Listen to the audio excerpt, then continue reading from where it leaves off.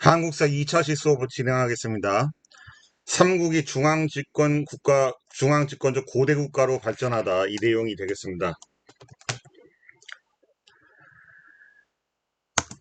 오늘의 학습 목표는 첫 번째, 삼국이 고대 국가로 성장하면서 확립한 중앙집권적 통치체제의 특징이 무엇인가입니다. 두 번째, 삼국이 공통적으로 실시한 율령과 제도 정비, 지방 통치체제의 정비 등이 갖는 의미를 파악할 수 있다.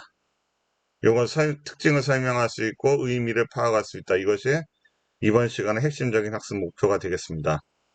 교과서는 14쪽부터 17쪽까지 내용이고요.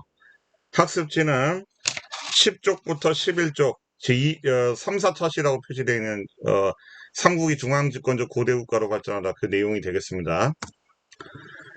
단원 내용 구조는요. 고대국가로 성장한 삼국 통해서 삼국의 영토 확장과 왕위 계승의 안정, 삼국의 율령 반포와 제도 정비, 관등제와 지방 통치체제 정비 내용들이 되겠습니다. 먼저 교과서 14쪽 내용이 되겠습니다. 고구려의 고국천왕은 194년 봄에, 서기 194년이겠죠. 봄에 곡식을 빌려주었다가 가을에 갚도록 하는 법을 진대법이라고 하죠. 진대법. 우리 역사에서 확인되는 최초의 빈민구제제도입니다. 이 일종의 빈민구제제도인 진대법을 실시했는데 어느 왕이 고국천왕이 처음 실시를 한 거죠. 처음. 진대법은 농민들이 빈곤을 덜어주어 농민들이 귀족에게 예속되는 것을 막았습니다. 이처럼 고우천왕은 진대법 실시로 민생 안정을 꾀하고 귀족 세력이 커지는 것을 억제하여 왕권을 강화했어요. 이 말이 뭐냐? 농민들이 귀족에게 예속된다는 게 귀족들이 부자죠.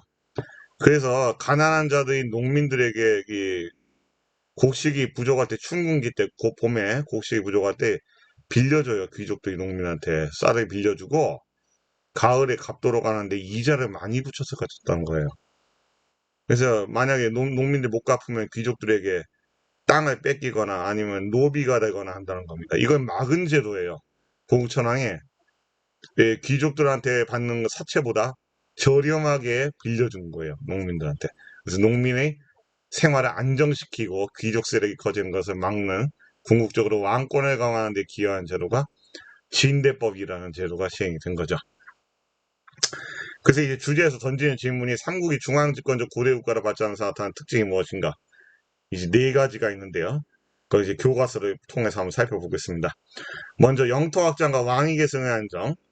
삼국은 활발한 정복 활동을 펼치면서 영토를 넓혀나갔다.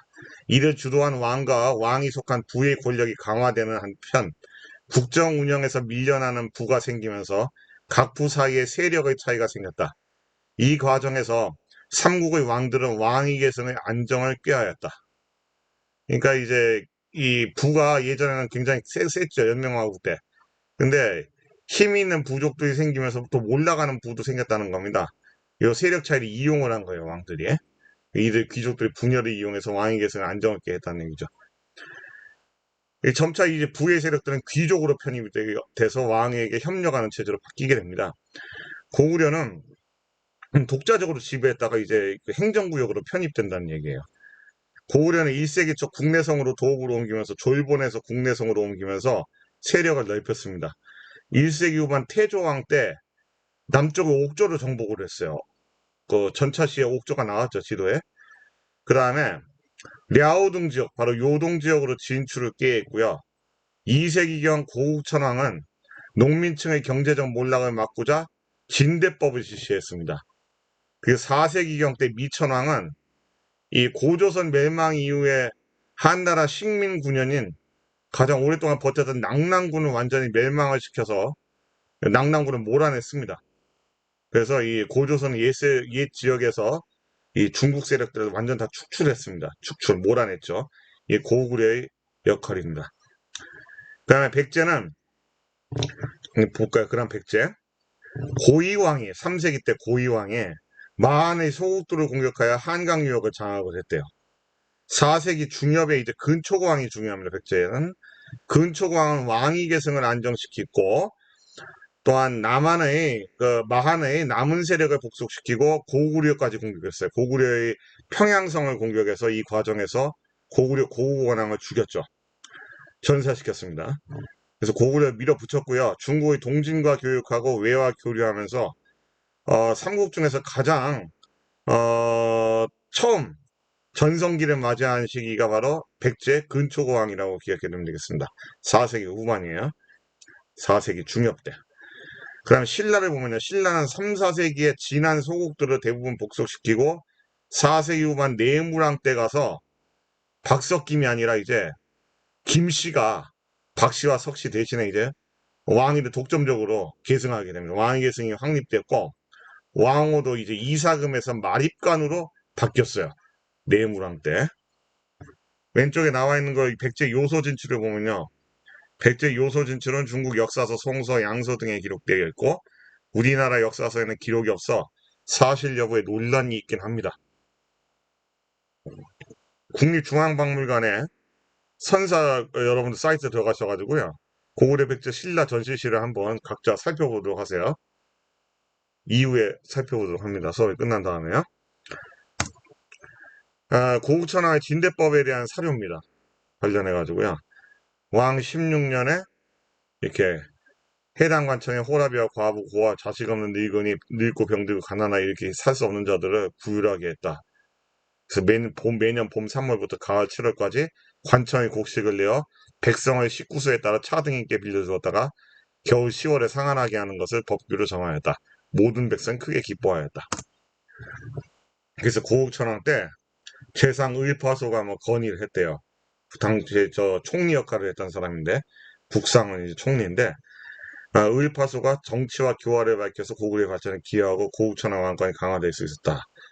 고국천왕은 경제적으로 어려움을 겪고 있는 백성의 사정을 파악하고 이를 구제하기 위해서 진대법을 실시했다고 합니다. 이렇게 고국천왕은 국왕중심의 통치를 위해서 인재를 등용하고 민생을 안정시키는데 노력을 했죠. 그래서 이 내용 정리를 다시 보면요. 교과서 내용 정리를 해보겠습니다. 순서는 교과서 본문에 대해서 소개를 하고요. 수업은 그 다음에 핵심적인 키워드 중심으로 내용 정리 슬라이드에 대해서 다시 한번 이제 강조해서 설명해 주는 형태로 이렇게 계속 진행이 됩니다. 고구려는 1세기 후반 때 태조왕 때, 이 고국천왕이 진대법 처음 실시했다. 미천왕 때 낙랑군을 축출했다. 이걸 기억하시면 되고요. 백제는 고이왕 때, 3세기 때 마한소국을 공격했다. 4세기 근초고왕 때 고구려 공격, 마한 자녀 세력을 복소하고 동진 외와도 교류했다. 동진은 중국에 있는 나라였고요. 중국의 양쯔강 쪽에 있었던 나라고 외는 일본을 말합니다. 이들과도 활발히 교류했던 때가 백제 근초고왕 때다. 고구려 평양성을 공격해서 고구려 왕을 죽이게끔 한 왕이 바로 백제 근초고왕입니다. 고구려 고국 원왕이 전사했어요. 신라는 4세기 후반 내무랑 때 마립관으로 바뀌었고 왕호 차지했다. 김씨가 왕위 계승권을 확립했다. 김씨 마립관 기억해야 되겠어요. 김씨가 왕위로 동점적으로 세습하게 된 때가 4세기 후반 내무랑 때다. 삼국의 특징을 보면요. 그래서 정복 활동을 주도한 왕이 권력 강화를 하면서 다른 부하의 세력 차이가 발생해서 이론적으로 왕위 계승을 확립하고 왕권을 강화시켰던 거죠. 왕위 계승을 이제 확인할 수 있고요. 정복 활동과 왕위 계승, 왕위 세습적 계승. 참고로 이제 이 지금 4세기 백제의 발전을 보면요. 이때가 바로 백제 근초고왕 때입니다. 근초고왕 때예요. 근초고왕 때도 바로 왕위 계승권을 확립했던 시기입니다. 왕위를 그 아들에게 세습하도록 이렇게 이 왕위 계승권을 확립했던 시기이기도 한데요. 이 고구려를 공격해가지고 평양성을 공격해서 고구원왕을 전사시켰고 중국이 동진과 외와 이렇게 교류를 했어요. 동진에서 백제에게 보내준 선물이 있어요. 이 흑유라는 것은 검정 기름, 이 검정색이죠. 요 흑유 당 모양 항아리하고 그 양 모양의 요 항아리. 요게 이제 동진에서 백제에 전해진 것으로 여겨지고요. 그 다음에 백제 근초고왕이 외왕에게 하사한 것이, 선물로 보내서 하사한 것이 바로 칼날이 7개 달린, 칼날이 7개, 하나, 둘, 셋, 넷, 다섯, 여섯, 7개죠. 칼날이 7개 달린 칠지도를 백제의 왕이 백제의 왕 근초고왕이 당시 외왕에게 보낸 철제 칼로 백제와 외의 교류, 친선관계를 설명해주는 유물입니다. 백제 어느 왕 때? 근초고왕 때. 이때가 백제가 도읍지가 한성이죠. 풍납토성. 한강변에 위치한 대규모 토성으로 백제 위례성으로 추정된다는 거죠. 아직 한강 유역을 장악하고 있어 백제의 전성기 때고요. 이제 근초고왕 때 마한도 복속했습니다. 근데 이제 근초고왕 이후에 이제 5세기 넘어가서 고구려 광개토대왕과 고구려 장수왕의 공격을 받고 백제 영역이 축소가 되죠. 백제가 약화가 돼서 한성 유역에서 웅진으로 이렇게 천도하게 됩니다. 남쪽으로 내려오게 돼요. 그 다음 이제 계속 보겠습니다. 그래서 이제 교과서에 나와 있는 내용입니다. 백제 근초고왕 때요. 백제 근초고왕 때 백제가 요소까지 진출하고 뭐 동진과 교류하고 외와도 교류했다. 어느 왕 때다? 4세기 중엽 백제 근초고왕 때의 전성기다. 아, 가야까지 공격 압력을 넣었죠. 그래서 백제 최대 영역이었다. 그래서 양 모양 청자 이렇게 흑유 닭 모양 하나가지 풍납포수 이미지네. 실지로 이렇게 세워놓은 겁니다. 실지도 백제와 외의 교류를 설명해준다. 어느 때? 4세기 중엽 근초고왕 때 백제에서 외에게 하사한 겁니다. 근데 일본은 이거 왜곡하는 세력도 있어요. 이거를 백제가 조공을 갖다 바쳤다 외에 이렇게 해석해서 백제가 외에 뭐 지배를 받았다는 터무니없는 임나일본 부서의 근거로 일본의 극우학자들이 이게 잘못된 설명을 하기도 하죠.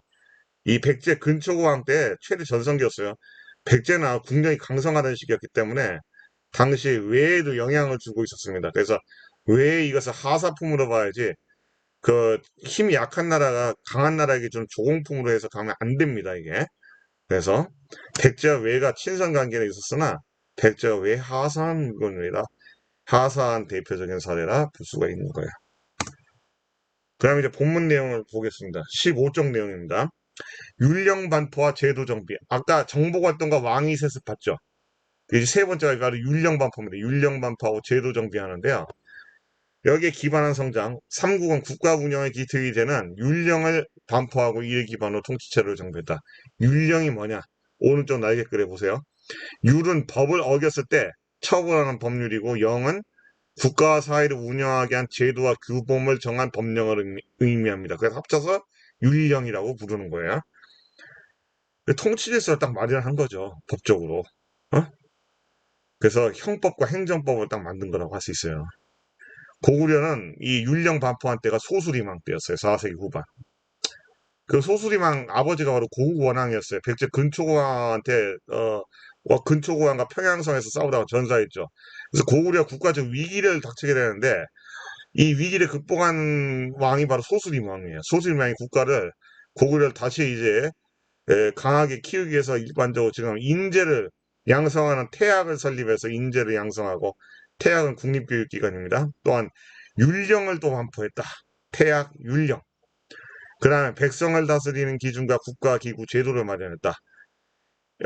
이렇게 태학과 율령을 반포한 다음에 4세기 말에 즉위한 광개토대왕은 하나 더 있어요. 소수유왕 때 불교도 수용을 했습니다.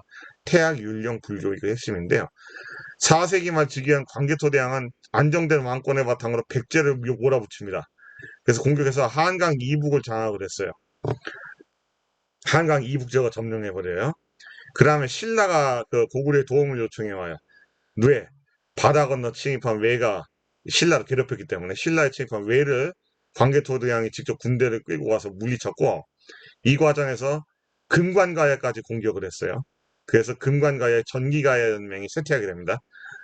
그래서 대가야 중심은 후기가야 연맹으로 주도권이 넘어가게 되는 원인이 되죠. 그 다음 랴오둥 반도를 비롯한 만주 일대를 장악합니다. 요동반도 일대를 장악한 만주 일대까지 다 장악했다. 어느 왕 때다? 광개토대왕이다. 그 광개토대왕의 아들이 장수왕입니다. 장수왕은 남진 정책을 펼쳤어요. 여기 시험 잘 나와요. 남쪽으로 계속 몰아붙입니다. 그래서 평양으로 수도를 옮기고 백제를 공격해서 한강 유역을 장악했어요. 예전에 그 앞세기에 고구건왕이 백제 근초고왕에게 전사당했죠. 죽임을 당했는데 이번에 장수왕이 복수를 하게 됩니다. 장수왕이 백제 계로왕을 죽였어요. 그리고 백제의 수도의 한강 유역 일대를 한성 일대를 점령해버려요. 그래서 백제가 그 계로왕이 죽고 난 다음에 그 아들 문주가 이 남은 세력을 이끌고 지금의 공주인 웅진으로 이렇게 남쪽으로 밀려 내려옵니다. 천도하게 되는. 백제가 웅진으로 천도하게 된 이유가 된 게 고구려 장수왕의 남진 정책 때문이었구나 하는 사실을 꼭 기억을 해야 되겠습니다. 백제는 3세기 후반 관료 체계의 기틀을 마련하고 법령을 정비하였다. 이를 토대로 4세기경에 최대 영토를 확보하고 전성기를 누렸다. 그러나 5세기 후반 고구려의 공격, 바로 장수왕의 공격으로 한성이 함락당하면서 장수왕 때입니다. 이때가 광개토대왕이 아니라 장수왕 때다. 장수왕, 장수왕 때. 오래 살아서 장수왕이라고 하죠. 광개토대왕 아들이에요. 한강 유역을 상실하고 웅진으로 수도를 옮기면서 위기에 처했어요. 백제는 그러다 이제 6세기에 들어가지고 그 공주에 있는 무령왕릉 저기 주인 무령왕, 이 무령왕이 다시 백제를 일으키는데 중흥의 발판을 마련합니다. 22개 담로를 설치하고 22담로를 설치하고 지방 세력을 통제하고 뭐 이렇게 했어요. 이어서 왕은 성왕 때 무령왕 다음에 성왕이 웅진에서 사비가 어디냐면 지금 부여예요. 부여. 사비로 수도를 옮기고 중앙관청을 22부로 설치하는 등 정치기구를 정비했다. 그 다음에 이제 신라는 6세기에 통치체제를 대대적으로 정비합니다. 먼저 6세기 초 지증왕 때 왕호를 중국식인 왕으로 바꾸고요. 나라 이름도 신라로 딱 정했어요. 신라. 그 다음에 법흥왕은 병부를 설치하고 군사권을 왕에게 집중하면서 율령을 반포했어요. 신라는 법흥왕 때 율령을 반포했고요. 고구려는 4세기 소수림왕 때 율령을 반포했어요. 백제는 어느 때냐? 근초고왕 때 율령이 아니라 3세기 그 한강유역 장악하는 고이왕 때 율령을 반포했습니다. 백제는 고이왕 때 율령을 반포했고요. 또한 관리 공복을 다시 돌아와서 법흥왕은 관리 공복을 제정을 했고요. 상대등이라는 관직을 설치해서 국정을 총괄하는 재상의 역할을 부여를 했습니다. 신라의 상대등 설치 나오죠, 사료에. 이찬 철부를 상대등으로 삼아 나라 일을 총괄하겠다. 국정을 총괄하게 하는 총리, 즉 국무총리 역할을 맡기게 된 거예요. 상대등이라는 관점이 이때 처음 생겼다. 이렇게 나오죠. 그 다음 법흥왕 다음 왕이 진흥왕인데 진흥왕은 바로 잘 알고 있는 화랑도를 통해서 인재를 양성하는 이 화랑도를 국가적 조직으로 개편을 했어요. 정치적 발전을 바탕으로 영토를 확장해서 한강 유역을 모두 장악하고 고령의 대가야를 병합을 했고요. 북쪽으로 함흥평야까지 진출한 때가 진흥왕 때입니다. 진흥왕은 점령지에다가요. 단양, 신라, 적성비하고 4개의 순수비를 세웠어요. 순수비를 세워서 영토 확장을 기념을 했습니다. 신라의 왕호 변처를 볼까요?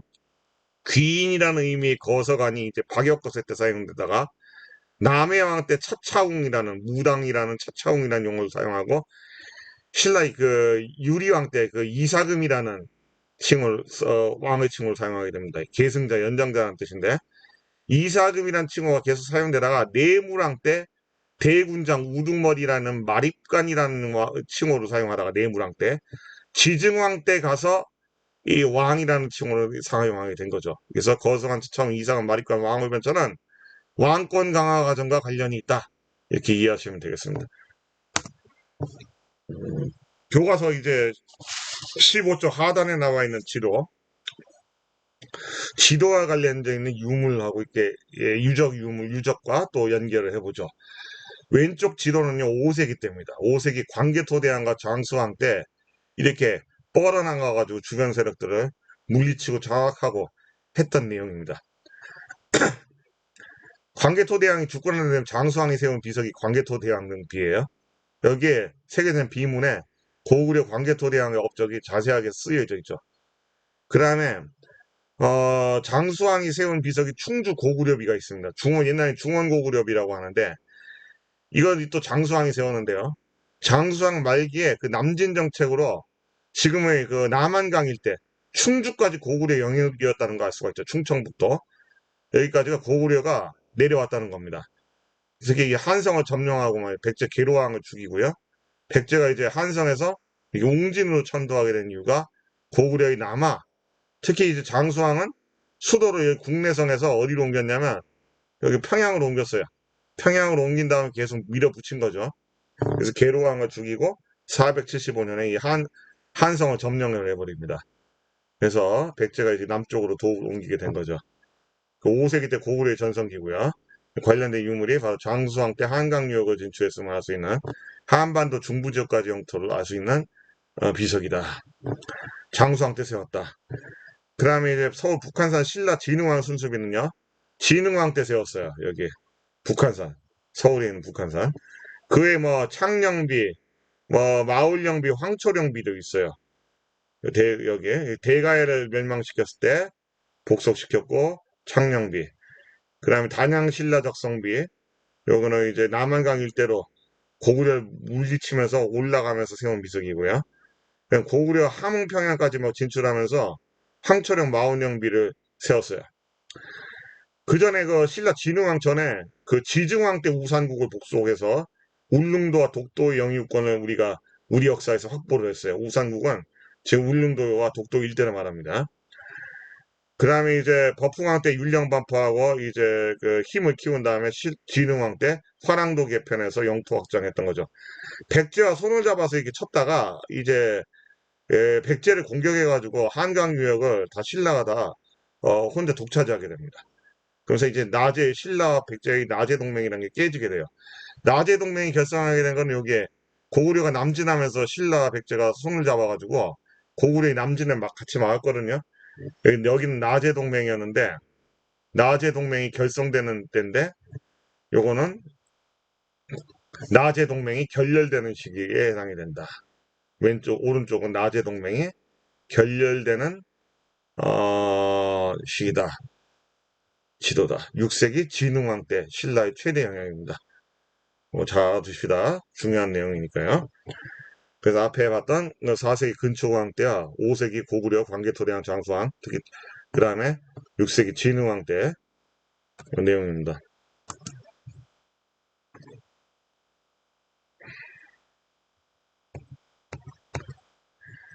다시 내용 율령반포와 제도정비 보시면요. 4세기 소수리왕 때 태학설립 율령반포, 광개토대왕 때 영토확장, 장수왕 때 평양천도, 한성함락, 한강유역 정학.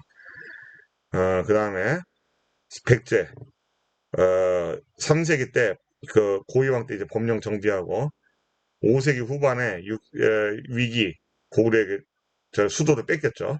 한성을 뺏긴 다음에 6세기 무령왕 때 체제 정비하고 성왕 때 사비천도, 중왕 22 우서치 중흥노력. 그 다음에 신라는 6세기 지증왕 때 왕호 변경 국호확정, 그 다음에 뭐 우산국 복속이 있었고요. 법흥왕은 병부설치 율령반포, 그 다음 관리 공복제정. 공복이라는 것은 관리들이 옷 색깔을 관료들의 등급에 따라서 위기에 따라서 이게 옷 색깔을 달리해서 나눴다는 거예요. 그 다음에 국정총괄하는 상대 등 설치했고 진흥왕이 인재를 양성하는 화랑도 개편. 그래서 삼국전쟁에 이 화랑 출신들이 용맹을 떨쳐서 많은 공을 세웠고 삼국통일의 견인차 역할을 했죠. 김유신도 이렇게 화랑도에서 나왔고요. 김춘추도 화랑도였어요. 화랑도에서 배출된 인재들이었습니다. 그다음 한강 유역을 장악했고요. 진흥왕 때 대가해를 병합을 했어요. 적성비, 순수비 등을 건립을 하면서 통치체제를 정비했죠. 그래서 5세기 때 광개토대왕 장수왕 때 지도고요. 그 다음에 6세기 때 신라 진흥왕 때 지도입니다. 여기 최대 영역은 여기는 장수왕 때의 지도라고 할 수가 있어요. 그 다음에 요거는 신라 진흥왕 때 최대 전투다. 백제 성왕을 이제 죽였어요. 관산성의 전투에서. 신라 진흥왕이 성왕을 죽이면서 백제가 이게 고구려하고 손을 잡고 신라를 이제 압박하게 돼요. 신라는 이게 함흥평야까지 진출했던 땅은 나중에 진흥왕 다음에 다시 뺏깁니다. 고구려한테 뺏겼어요. 그러면서 이제 백제하고 이제 고구려가 신라를 공격하게 되니까 예, 신라가 막 영토가 축소되고 위기를 겪게 되거든요. 선덕여왕 때. 그래서 이제 바다 건너 이제 수나라 당나라와 연결해서 고구려 백제 저항하는 이제 외교 형태가 나타나게 됩니다. 신라 진흥왕 순수비 비문이고요. 탁본 떠가지고 여기는 글씨를 해석해 보니까 신라 때 영예구나 한 걸 알 수 있었대요. 지금 뭐 세월이 흘러서 마무리해가지고 확인되기도 어렵겠죠. 글자 표면이 쓰여 있긴 한데. 그 다음 이제 16쪽을 보겠습니다. 16쪽에 관등제와 지방 통치체의 정비. 삼국은 중앙집권적 고대 국가로 성장하면서 관등제를 확립하고 관료제를 정비했다. 고구려는 3세기 후반에 오부연맹이 해체되면서 지배 세력을 관등에 편입시켜 서해로하였다. 백제는 고이왕 때 육자평을 비롯한 관등과 공복을 마련하여 위계 질서를 세웠다. 고 신라는 6세기 버풍왕 때 관등제 17관등제를 정비했다. 신라에선 지방의 부족장 세력이 중앙귀족으로 포섭되는 과정에서 자신이 속한 부의 세력에 따라 그 지위를 받았던 신분제로 이름은 골품제라고 합니다. 신라의 신분제 이름이 골품제예요. 골품제는 성골과 진골로 이루어져서 골제와 육두품에서 일두품까지 두품제로 합쳐서 골품제라고 하죠. 이러한 골품제가 관등제와 결합하면서 골품에 따라 승진할 수 있는 등급이 정해졌어요. 근데 이게 지방에 사는 사람들한테는 해당되는 게 아니고요. 수도인 경주에 사는 이 귀족들 사이에서 이렇게 결정이 된 겁니다. 그들만의 리그였다고 할 수 있죠. 삼국은 이 골품제이 나중에 모순 때문에 신라가 무너지거든요. 신라 아래 가서. 신라 말기에 가서요. 일단 그 신라 말기 전에는 이 신라의 그 신분질서 체제를 확립하는 그 어떤 사회 질서를 유지하는 역할도 했다고 할 수가 있죠. 골품제가. 삼국은 관등제를 정비해서 이 관료들이 등급을 정비한 거예요. 각 부의 지배 세력을 중앙기족으로 만들어 국왕 중심의 위계 질서를 확립하였다. 왕과 부의 대표들이 모여 국가 중대사를 결정하던 회의가 귀족회의로 성격이 바뀌고 귀족회의에서 논의한 결과는 왕의 재가를 바라는 후 발표되었다. 한편 삼국이 중앙집권적 고대 국가로 나아가면서 각 부들은 더 이상 독자적인 세력을 유지할 수 없게 되었다. 왕은 정복전쟁으로 넓힌 영토를 효율적으로 통치하기 위해서 전국의 지방행정구역을 편제하고 지방관을 파견해서 다스리는 지방통치체제를 마련했다. 지방을 이제 각 부의 세력들이 독자적으로 다스린 게 아니라 왕이 임명한 지방관이 가가지고 지방을 통치하는 제도를 바뀌었다는 얘기예요. 고구려는 성을 중심으로 행정구역을 나눴다. 백제는 무령왕 때 지방의 22담로, 22개 담로에 왕족을 파견했다. 그 무령왕 때요. 성왕 때는 전국을 5개의 방으로 나누었고 다스렸고요. 신라는 6세기경 전국을 주군으로 나누어 그 아래에 촌을 두는 지방행정제도를 실시하였다. 고구려는 성이 아까 행정 중심 행정구역인데 요동성, 안시성 할 때 그 성이에요. 이를 통해서 지방에 대한 중앙정부의 지배력을 강화해 갔다. 이 의미가 되겠습니다. 그래서 내용 정리를 다시 보면 삼국의 관등제, 삼국의 부연맹체제가 해체되면서 나왔다. 신라의 골품제, 관등제와 결합하여 신분별 승진 등급이 제한됐다. 그 다음에 귀족회의로 바뀌었죠. 왕의 재가 후에 왕이 인정하게 되는 거예요. 귀족들이 국정을 논의하고 왕한테 허락을 받는 거예요. 그래서 삼국의 지방통치체제는 지방관을 파견하고 행정구역을 설치하고 지방관을 파견했다. 효율적으로 지배하기 위해서 넓어진 영토를. 고구려는 성, 백제는 22담로, 성왕 때 무령왕 때 22담로, 성왕 때 5방. 신라는 이 주군을 설치하고 그 아래에 촌이 존재했다. 이 정도는 있습니다. 여러분들 교과서에 16쪽에 나와 있는 백제의 관등제 정비라는 역사 다하기 자료입니다. 이게 사료인데 달솔, 은솔, 단솔, 뭐 내두좌평, 좌평이라는 용어가 나오죠, 그죠? 이거는 어느 나라 백제의 관련 자료다. 백제 고이왕이 육자평의 관제와 관등제를 마련하여 관리 복색을 제정했다고 한다. 고이왕 때. 백제 관등의 명칭이 나온 시기에 조합해 왔을 때 백제가 3세기경부터 관등제를 단계적으로 정비하다가 5세기 후반에 이르러서 이론적인 이 관등제를 이론이란 말은 하나 위에서부터 아래로 쭉 이어지는 관등제를 확립한 것으로 봅니다. 그 3국의 관등제를 비교하면 고구려는 이렇게 14등급까지 있죠. 대대로부터 이제 선인까지. 백제는 좌평부터 육좌평에서 다이솔 나오 밑에 나오고 극우까지 있죠. 16관등. 신라는 이벌천에서 17등급 조인데 신라 특징은 골품별 승진이 제한됐답니다. 그래서 진골들은 1관등부터 17관등까지 다 할 수 있어요. 자색도 입었죠. 어두운 6관등 이용. 근데 육두품은요. 6관등인 아창까지밖에 못 올라가요. 그래서 자색 옷을 입을 수가 없어요. 5관등부터 입는 옷인데 비색 옷, 빨간색 옷을 입었다. 그 다음에 5두품 더하죠. 대나마까지입니다. 그 다음에 4두품은 이렇게 12두품 여기에 대사까지밖에 못 올라가죠. 1, 2, 3두품 외웠으니까 1, 2, 3두품은 몰락해서 다 평민하고 평민화돼 버렸기 때문에 1, 2, 3두품은 빠집니다.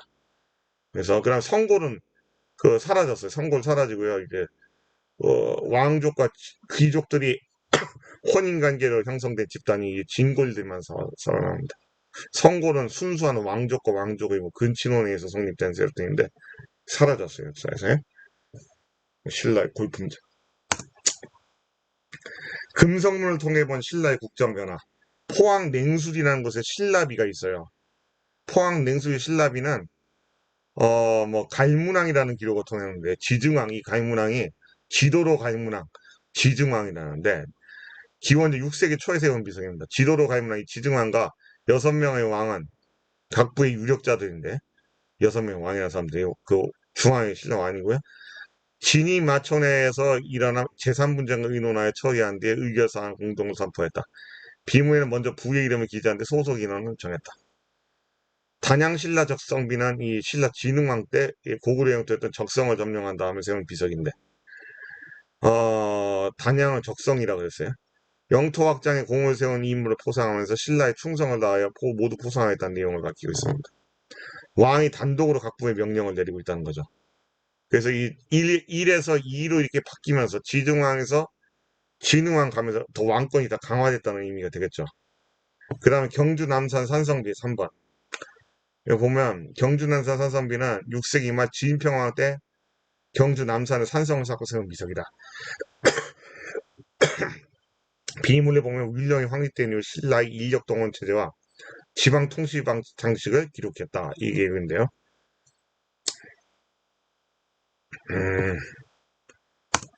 자력 이를 통해 할 수 있는 당시 신라 국정원대 방식의 특징은 이렇습니다. 7명의 왕을 칭한 자들이 함께 의논하여 명을 내리고 있음을 확인할 수 있다. 이를 통해 6세기 초까지는 신라가 왕과 부의 대표 세력들이 한자리에 모여 사안을 논의하고 합의하여 결정하는 방식으로 국정을 운영하였다. 이거죠.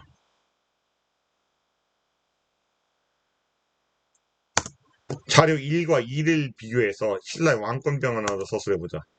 자료 1일식의 신라는 왕과 유력자들이 함께 논의하여 국정을 결정하는 방식으로 왕의 권한이 유력자에서 견제받았음을 할 수 있다. 반면에 자료 2 단양신라 적성비를 보면 6세기 중반 진흥왕 때 국왕이 단독으로 명을 내려 적성지역을 다스리는 조치를 취하고 있음을 확인할 수 있다. 이는 신라에서 중앙 집권 체제가 더욱 정비되고 국왕 중심의 통치가 이루어졌음을 뒷받침한다고 볼 수가 있는 거죠. 국왕 단독이고요.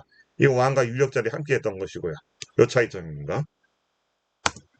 자료 3에 나타난 인력동원체제의 특징을 신라의 중앙집권체제와 연관지어 파악해보자. 경주 남산 신성비에는 신라가 성을 축조할 때 공사 인력을 동원한 사실이 담겨있다. 이를 통해 신라가 법률에 근거하여 인력을 동원하고 책임자의 감독 아래 공사를 진행하는 절차가 마련되었음을 알 수 있다. 즉 6세기 말 신라에는 율령에 기초한 국왕의 명령에 따라 전국을 통치할 수 있는 질서가 자리를 잡았다. 이렇게 볼 수가 있는 거죠. 그럼 이제 마지막으로 확인할 수 한번 같이 풀어보죠. 백제는 왕위 계승을 안정시키고 고구려의 평양성을 공격하는 왕의 근초광대죠. 그럼 개인의 정치 사회적 활동의 범위와 일상생활까지 규제했던 신라의 신분제는 골품제입니다. 그 다음에 맞으면 O, 틀리면 X. 고구려는 4세기 후반 고국천왕이 태학을 설립하여 인재를 양성했다. 4세기 후반에 고국천왕이 아니라 소수림왕이죠. 그래서 X. 틀렸습니다. 소수림왕이 되겠어요. 백제의 성왕은 사비로 수도로 옮기고 중앙관청을 22부로 설치했다. 이건 맞죠. 지방은 5개 방으로 했다. 이거죠. 20이 담로를 설치한 거는 성왕이 아니라 앞에 무령왕 때입니다. 그 다음에 여러분들 학습지에 있는 답은요. 학습지 2차시 이 두 번째 392 중앙집권적 고대국가를 맞춰서 3, 4차시라고 되어 있는 답은 10쪽에 요게 그 이전 차시 진단평가 1번은 사출도 아니 사출도가 아니라 제가웨이죠. 1번에 제가웨이 맨 위에 있는 거 2번에 부여에서는 사출도가 되겠습니다. 제가웨이 사출도가 되겠고요. 그럼 개념 정리의 1번은 내물왕 2번은 율령 3번은 화랑도 4번은 골품제가 되겠습니다. 그 다음에 이제 자료학습은요. 1번은 장수왕, 그 다음에 2번은 상대 등이 되겠어요. 그 다음에 이제 형성평가, 뒷장의 형성평가 1-1번 들어갈 말은 백제의 고이왕이 되겠어요. 고이왕. 육자평의 관등제를 마련했다. 2번 신라 진흥왕은 대가야를 병합했다. 대가야. 2번. 2번입니다. 2번은 중앙집권적 고대국가의 특징으로 옳은 것을 보기에서 골라라. 기역과 디귿이 답이 되겠습니다. 율령반포, 불교수용. 불교수용 우리 교과서의 부분 안 나오는데 뒤에 부분에 나옵니다. 율령을 반포하고 불교를 수용하고 정복활동을 통해서 영역을 확대했어요. 마지막 한 가지 더 왕위가 세습이 됐죠. 그래서 이 네 가지 특징 왕위가 세습되고 정복활동을 통해서 영역을 넓혔고 율령을 반포해서 체제를 정비하고 불교를 수용해서 국민의 사상 통일을 이루었던 것이 바로 고대 국가의 중앙 집권적 네 가지 특징이라고 할 수 있어요. 중앙 집권제도의 네 가지 특징.